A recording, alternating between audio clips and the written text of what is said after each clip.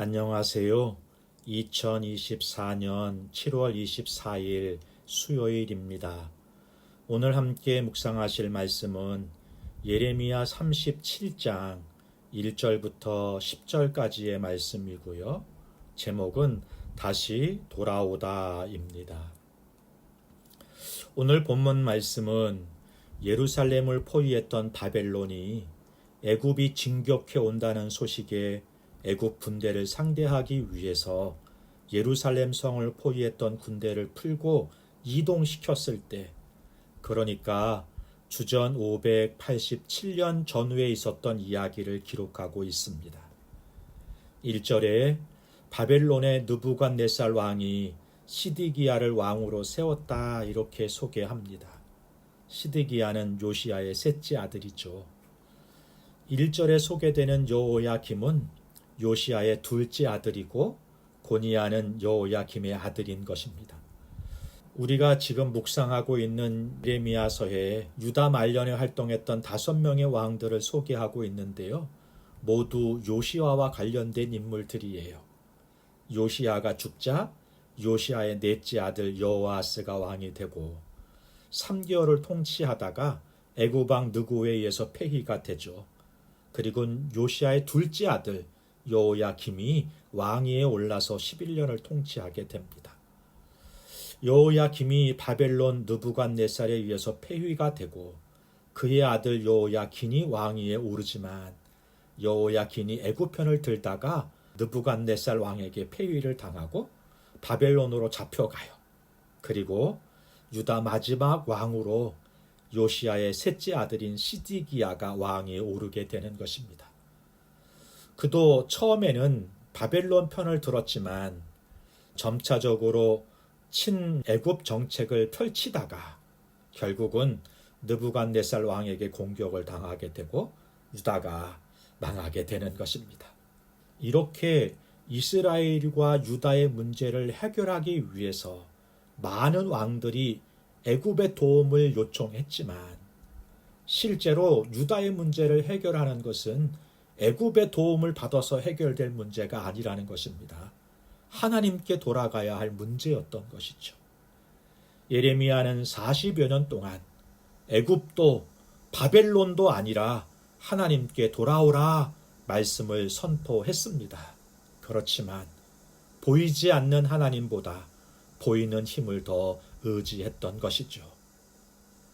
예레미야의 사역을 돌아보면서 거부당하고 실패한 사역이었다 할 수 있겠습니다. 40여 년간 그가 전한 말씀에 유다 왕들은 반응하지 않았고요. 회개하지 않았고 변화하지 않았으니까요. 그러나 그렇다고 해서 그가 실패한 것은 아닙니다. 그가 말한 대로 역사가 만들어지고 있잖아요. 그가 무능력한 것도 아니었습니다. 단지 그 시대에 그의 역할이 그것이었던 것이죠. 하나님은 예레미야에게 계속해서 말씀해 주십니다. 그 사역을 계속하라고. 그것이 하나님의 뜻이었습니다. 예레미야는 그 직임에 그 역할에 충실한 선지자였습니다. 오늘 우리도 그 직임에 그 역할에 충실한 성도로 살아갈 수 있기를 바랍니다. 시드기야는 예레미야가 선포한 말씀처럼 유다 전 지역이 바벨론에게 점령을 당하고요. 예루살렘 성마저 에워싸움을 당하자 사람들을 보내 예레미야에게 기도를 요청합니다. 양심의 한 자락 하나님에 대한 두려움이 있었기 때문일까요?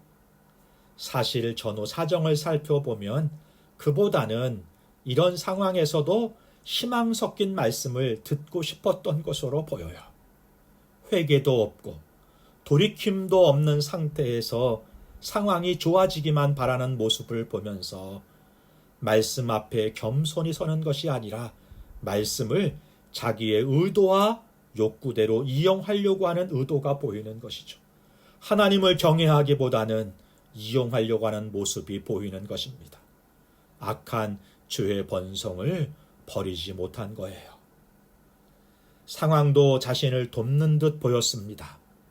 예루살렘 성이 일촉즉발, 풍전등화 같은 상황이었었는데 애굽이 도우러 온다고 하고 예루살렘 성을 에워쌌던 군대는 포위를 풀고 어디론가 사라졌어요. 시드기야는 다시 이유 없는 긍정 모드로 전환이 됩니다. 고관들도요, 풀어줬던 노예들을 다시 잡아들여요. 우리도 상황이 조금 좋아졌다고 풀어질 때가 있잖아요. 상황이 조금 좋아졌을 때 회개할 기회를 주신 것으로 알고 돌이키면 복이지만 다시 죄를 묻어둔다면 더 큰 화를 불러오는 계기가 될 것입니다.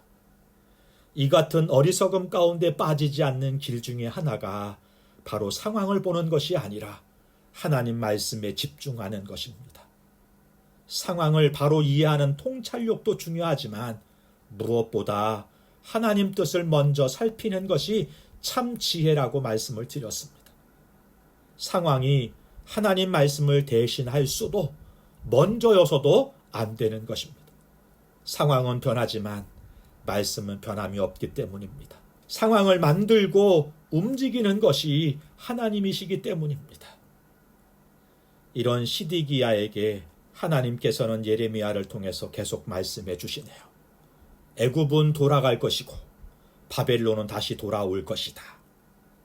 잘못된 기대, 허망한 긍정 신학으로는 나와 우리 공동체를 바꿀 수 없습니다.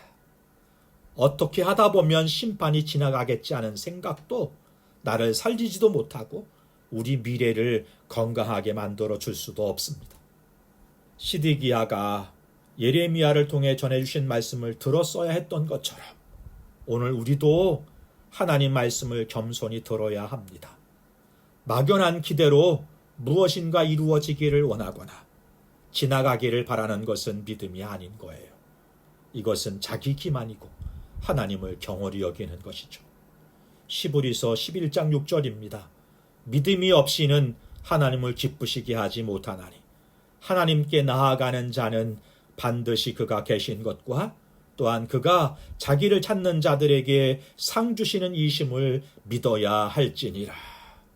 믿음이란 그가 계신 것과 하나님의 존재하심과 통치하심을 믿고 그 주권을 인정하고 신뢰하는 것인 거죠. 그를 찾는 자들에게 상 주시는 분이심을 믿어야 할지니라. 상도 주시고 징계도 하십니다. 공의와 사랑이 분명하신 분이시잖아요.